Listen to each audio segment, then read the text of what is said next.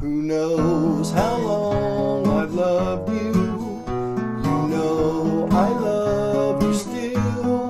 Will I wait a lonely lifetime? If you want me to, I will. For if I ever saw you, I didn't catch your name, but it never really mattered. I will always feel the same.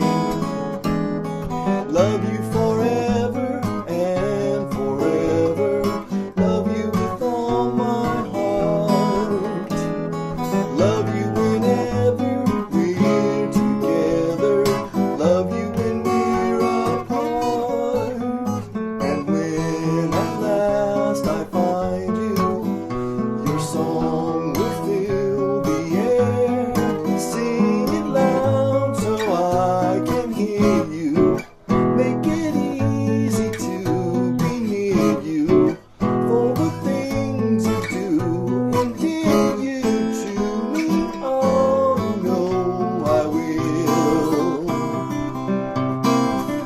I will.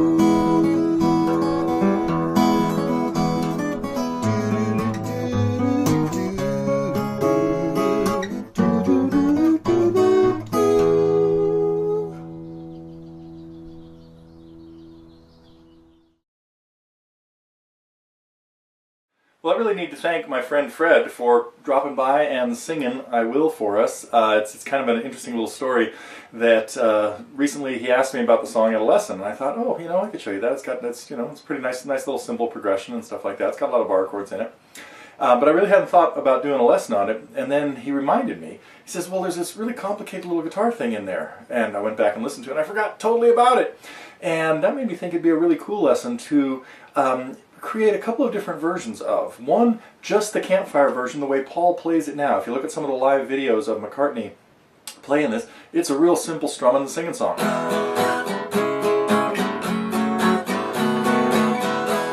Now, on the album, this of course came out in 1968 on the Beatles album, The Beatles, the White Album, and it was really just a McCartney solo. There was a little bit of percussion thrown in there. Ringo and John had a little bit of, John may have been hitting a pipe on a stick or something, or on a rock.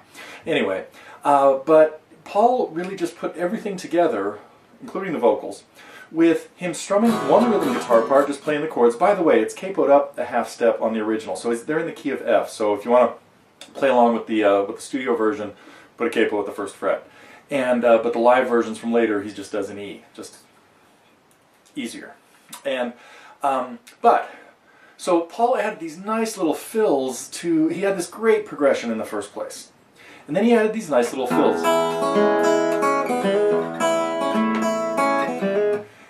as a second guitar part. And as I started listening to that, I thought, I think I could incorporate that into the accompaniment the way I would play it to back up a singer for a performance or something. And so that's what you saw with Fred there in the playthrough segment. And so of course I'm going to talk about that. I'm going to talk about a Campfire version of just how to strum through it. You could even just take a look at the chart and probably figure it out from there. There's a few things on the chart that we wouldn't worry about as much if we're just strumming and singing it like Paul's live versions. And the song also kind of has an interesting history because McCartney had this melody. It's very short on the album, like a minute 45 or something like that, and you'll see one of the live versions he goes through a little bit faster, gets it over in less than a minute 40, I think. Then with some of the ones with the bands, he slows it down a little bit, back to a little more manageable, seeming a little less manic. But he had the chord progression together and kind of the melody, and it's a beautiful progression. Follows a really standard kind of Tin Pan Alley style of progression from the 40s and 50s. But anyway, and just wasn't happy with lyrics, and so when they were in India in February of 1968. He spent some time with Donovan, and that's also where he learned a little bit about fingerpicking and things. But he also, they worked on lyrics, and Paul was still not happy with it. So somewhere along the line, he said, I'm just going to make it a straight from the heart, simple love song, and came up with a great set of lyrics. So it kind of shows the songwriting craft is sometimes, here's a 2-minute song that probably took him, years from inception to conclusion and release. So anyway, that's it, I think, as far as what I want to talk about. We're going to just take a look at the chart first, and then a look at the tablature, and work on some of this stuff. I'll give you a couple hints here. Review your chords in the key of E. We need all of them. 1, 2, 3, yes. 3 majors, 3 minors, a dominant chord on chord 5, dominant 7th chord on chord 5, and a secondary dominant leading into chord 4. And then one more thing, we've got a really unusual ending. Very nice little touch, and we'll talk about an easy way to play that and a slightly harder way, but still not too difficult. Okay, coming up, a lesson on Paul McCartney's I Will. Well, chords in the key of E. We of course have E. McCartney plays his E's with a little unorthodox fingering, having his 2nd and 3rd fingers reversed. There's really no advantage to doing that in this song. It's just the way he's comfortable doing it. So play our standard E. Chord 2 in the key of E would be F sharp minor, full bar at the 2nd, and an E minor shape. Chord 3, G sharp minor, full bar at the 4th, and the E minor shape again.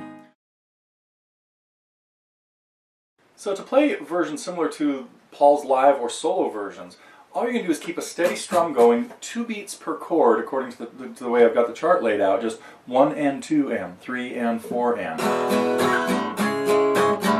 And just keeping a steady flow going, kind of accenting the downs, just real clockwork strumming, but with the chords changing as quickly as they do, it works out really well. So we have the first section that runs through a very typical progression, as I mentioned before, chords 1 to 6 to 2 to 5, E to C sharp minor to F sharp minor, and then the open D7.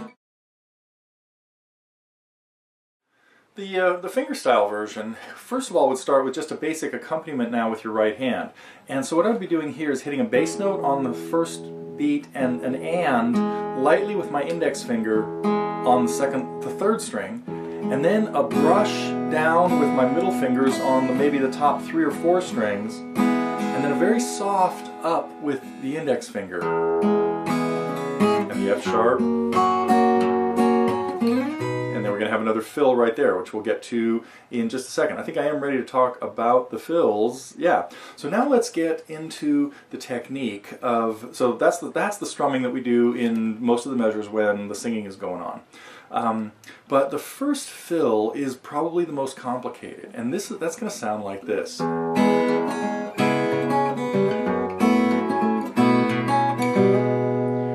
Now, very slowly, I'm playing my E chord, but I'm